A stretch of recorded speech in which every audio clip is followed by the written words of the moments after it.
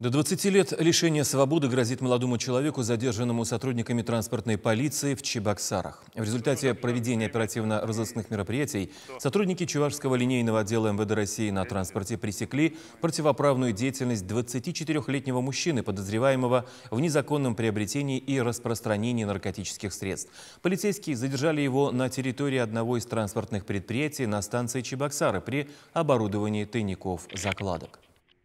В ходе личного досмотра в присутствии понятых подозреваемого в кармане куртки были обнаружены и изъяты 19 свертков с наркотическим средством мефедрон.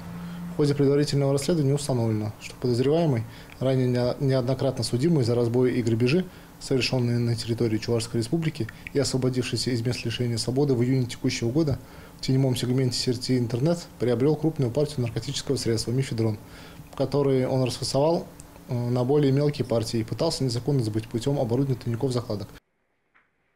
По данному факту следственным отделением Чувашского линейного отдела на транспорте возбуждено уголовное дело.